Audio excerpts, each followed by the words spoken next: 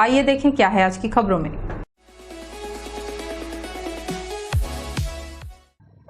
लगभग सप्ताह भर से अधिक हो चुके हड़ताल में अभी भी सरकार के साथ कर्मचारी अधिकारी फेडरेशन संघ का गतिरोध बरकरार है। कर्मचारी अधिकारी फेडरेशन के बैनर तले कर्मचारी 2 सूत्रीय मांगों को लेकर धरना स्थल पर डटे हैं। केंद्र के समान 34% महंगाई भत्ता और गृह भाड़ा भत्ता की मांग को लेकर जमकर नारेबाजी की। कर्मचारियों ने धरना स्थल से कोसाबाड़ी चौक तक मानव श्रृंखला बनाकर अपना विरोध जताया। कर्मचारियों का कहना है कि जब तक मांग पूरी नहीं हो जाती तब तक आंदोलन जारी रहेगा। आपको बता दें कि छत्तीसगढ़ अधिकारी कर्मचारी फेडरेशन संघ के बैनर तले हड़ताल चल रही है। उसमें बड़ी संख्या में विभिन्न विभागों में कार्यरत महिलाएं भी शामिल हैं। छत्तीसगढ़ का पारंपरिक त्योहार हरितालिका तीज है, जिसे छत्तीसगढ़ में हर वर्ग की महिलाएं मनाती हैं। हड़ताल में शामिल महिलाओं ने कहा कि जब तक सरकार हमारी मांगे पूरी नहीं करती हैं, तब तक हमारे तीज त्योहार सभी पंडाल में मनाएंगे। जी हम लोग सर हमारी विशेष 2 मांगे हैं। टीए जैसे कि महंगाई भत्ता है और एचआरए है, जो गृह भाड़ा भत्ता है, जो सर दे तिथि से हमको चाहिए। और आज तक हमारे यहाँ छत्तीसगढ़ में हमको 22 से 28% अभी हुआ है, जबकि बाकी जगह 34% है सर। तो हम लोग भी उसी लिए आज सरकार से निवेदन कर रहे हैं कि हमको भी जो बाकी राज्य में है और जो केंद्र के समान है महंगाई भत्ता, वो सर हमको देने की कष्ट करें सर। जी सर, तीजा हमारे लिए सर उतनी बड़ी नहीं है जितना आज हम अपने हक की लड़ाई के लिए हैं सर। अगर हमारा हक मिल जाता है तो तीजा तो हम मना ही लेंगे सर। 34% महंगाई भत्ता जो हमारी सरकार हमें नहीं दे रही है, ये भारत में सभी राज्यों में 34% महंगाई भत्ता मिल रहा है, लेकिन सिर्फ छत्तीसगढ़ राज्य में ही नहीं मिल रहा है। तो आज उसी के विरोध में हम सब, उसकी मांग के लिए हम सब यहाँ उपस्थित हुए हैं। हम सब मजबूर हैं। हम तीजा कुछ नहीं मना रहे हैं। सब हम यहाँ बैठ के, ना हमारे घर में रोटी बन पा रही है, ना हमारी बहू बेटियों का हम स्वागत कर पा रहे हैं। हम अपने कर्मचारी अधिकारी फेडरेशन के अंतर्गत हम सब यहाँ अपनी मांग को लेने के लिए आए हैं। हमारी एक मांग है कि मायके जाएंगे ना ससुराल जाएंगे, तीजा पंडाल में मनाएंगे। नमस्ते कोरबा न्यूज के लिए राम कुमार के साथ अजय अग्रवाल की रिपोर्ट।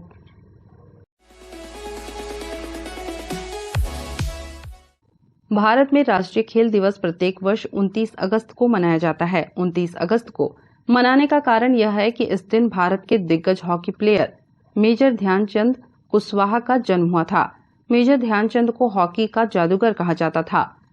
उन्होंने हॉकी के खेल में भारत का नाम ऊंचा किया था। इस दिन इनके जन्मदिन को राष्ट्रीय खेल दिवस के रूप में मनाया जाता है। इस अवसर पर जिले के खिलाड़ियों व खेल संघ के पदाधिकारियों ने दर्री बांध स्थित मेजर ध्यानचंद चौक में स्थापित प्रतिमा पर माल्यार्पण किया। खेल दिवस के अवसर पर नगर निगम महापौर राजकिशोर प्रसाद, जिला ओलंपिक संघ कोरबा के प्रमुख नौशाद खान, एसडीएम कटघोरा कौशल तेंदुलकर, तारकेश मिश्रा, अजय राय सहित विभिन्न खेलों के प्रमुख भी उपस्थित रहे। इस दौरान अतिथियों ने उपस्थित खिलाड़ियों को संबोधित करते हुए खेल के बारे में जागरूकता फैलाने के लिए शैक्षिक और सार्वजनिक संस्थानों में खेल आयोजित किए जाने की बात कही। खेल ही नहीं है, खेल बहुत सारी चीज़ों का एक सामूहिक तौर पर वो है कि आप मानसिक तौर पर, है ना, शारीरिक तौर पर भी फिट रहते हैं। और दूसरा कि खेल ही एक ऐसा चीज़ है जिसके लिए आप सभी के लिए देश और सम्मान के लिए राष्ट्रीय ध्वज और राष्ट्रगान बजाई जाती है। और उसके अलावा ऐसी कोई भी देश में नहीं है जिसके लिए राष्ट्रगान का वो होता है। ये बहुत ही बड़ी बात है कि आप सभी खेल रहे हैं और सभी के बच्चों को मेरा एक संदेश है, खूब खेलो, खूब पढ़ो और खूब आगे। मेजर ध्यानचंद जी के जन्मदिवस के उपलक्ष्य में जो आज खेल दिवस जो मनाते हैं उसके लिए सबको हार्दिक बधाई देता हूँ, शुभकामनाएं देता हूँ। कोरबा जिले में भी टैलेंट की कोई कमी नहीं है, बशर्ते हमारे लोगों को प्लेटफॉर्म मिले। आज इस खेल दिवस पर हम ये कामना करते हैं कि कोरबा जिले से भी खिलाड़ी पूरे छत्तीसगढ़ का नहीं पूरे देश में का प्रतिनिधित्व करें। शुभकामनाएं देता हूं और आने वाले समय में भी कोरबा से और अच्छे खिलाड़ी निकलेंगे, ऐसी मुझे आशा है। मैं आप सभी लोग यहाँ उपस्थित सबको भी धन्यवाद देता हूँ। वहीं देश के प्रतिभावान खिलाड़ियों को राष्ट्रपति इस दिन राष्ट्रपति भवन में मेजर ध्यानचंद खेल रत्न पुरस्कार प्रदान कर सम्मानित करते हैं। नमस्ते कोरबा न्यूज के लिए संतोष अग्रवाल के साथ रामकुमार यादव की रिपोर्ट।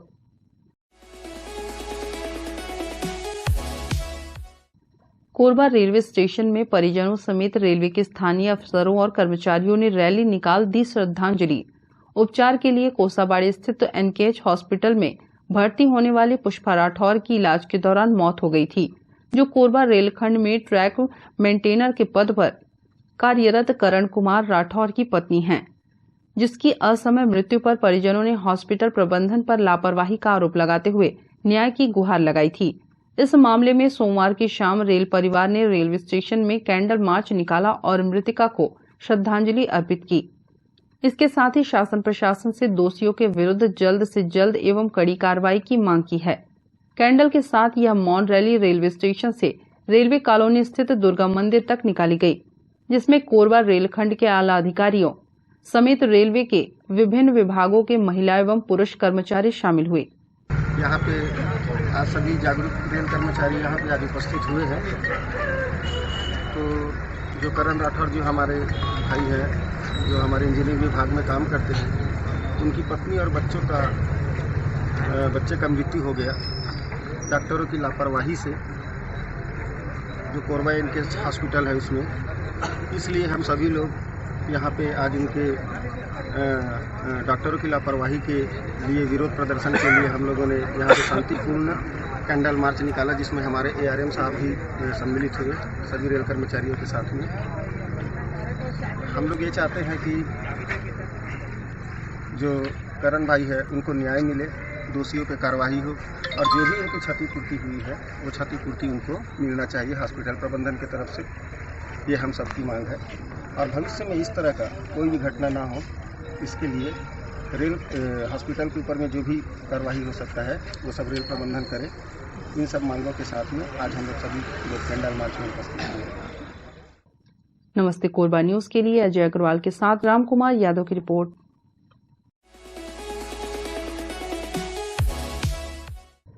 मातनहेलिया परिवार द्वारा मेहरवाटिका कोरबा में आयोजित श्रीमद् भागवत कथा सप्ताह के दूसरे दिन कथा वाचन बाके बिहारी गोस्वामी जी ने ध्रुव चरित्र का प्रसंग विस्तार पूर्वक वर्णन के साथ संगीतमय प्रवचन दिए।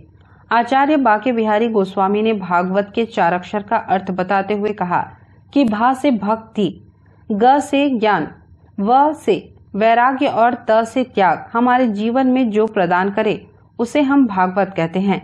इस कथा के सुनने मात्र से पाप से मुक्ति मिल जाती है। इस जगत में भगवत कृपा के बिना कुछ भी संभव नहीं है। प्रत्येक मनुष्य को समाज में अच्छे काम करना चाहिए। भगवान श्री कृष्ण ने कहा है, कर्म ही प्रधान है। जो मनुष्य अच्छा काम करते हैं उसका परिणाम अच्छा ही होता है, वह बुरे कर्म करने वालों के प्रति बुरा ही होता है।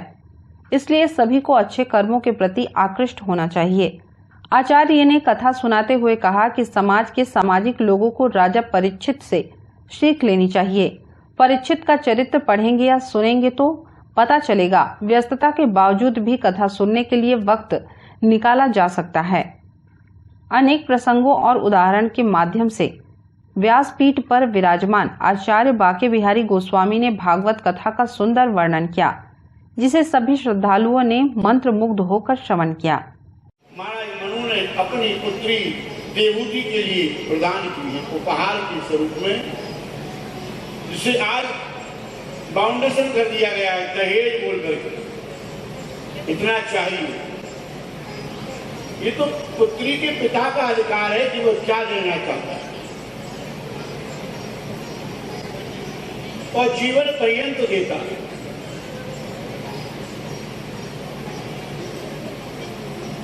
अंतुगत्वा शत्रुपा ने एकांत में पुत्री देवहूति को बुलाया और गृहस्थ संबंधी बहुत सी बातें बताई और स्त्री धर्म का उपदेश किया। बेटी, और आज से तेरा यही कुटिया, तेरा घर आंगन है, यही तेरा स्वर्ग है। तेरे पति तेरे परमेश्वर हैं, इनकी आज्ञा का पालन करना, इनकी सेवा करना और अपने धर्म का पालन करना। नमस्ते कोरबा न्यूज के लिए अजय अग्रवाल के साथ ममता साहू की रिपोर्ट।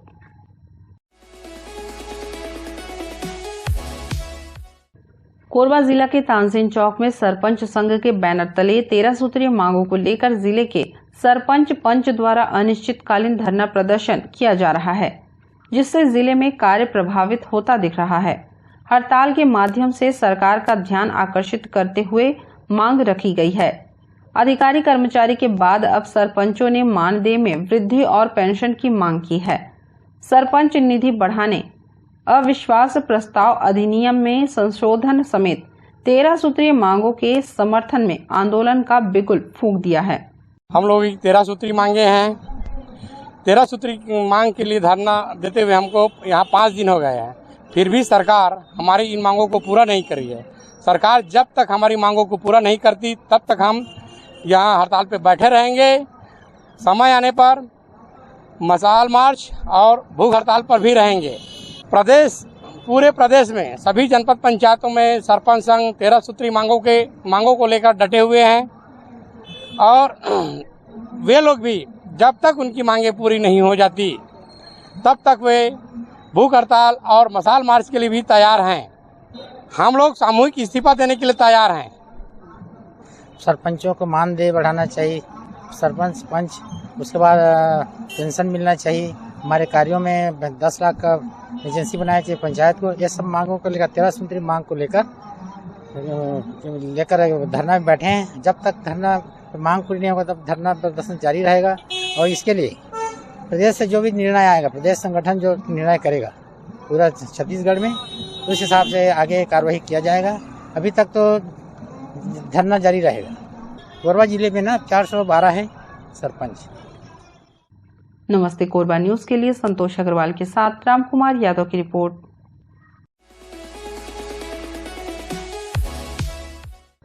कोरबा जिला पुलिस द्वारा नशे के खिलाफ निजात अभियान चलाया जा रहा है। पुलिस अधीक्षक के द्वारा गत दिनों क्राइम मीटिंग लेकर सभी थाना चौकी प्रभारियों को गांजा शराब सहित अन्य नशीले पदार्थों के खिलाफ सख्त कार्रवाई करने का निर्देश जारी किया गया है, जिसके बाद से थाना प्रभारियों द्वारा विशेष अभियान चलाकर कार्रवाई की जा रही है।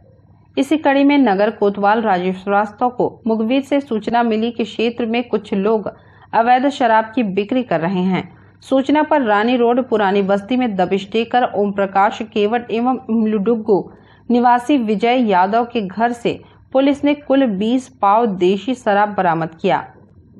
पकड़े गए आरोपियों के खिलाफ पुलिस ने अपराध पंजीबद्ध कर कार्रवाई की है। नमस्ते कोरबा न्यूज के लिए रामकुमार यादव की रिपोर्ट।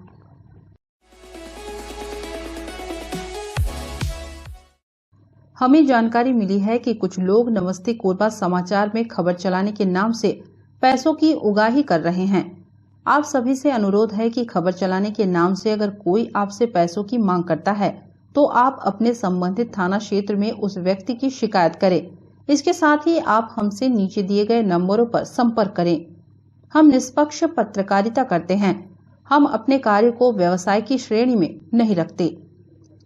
संपर्क करें 7000314479 9827107490।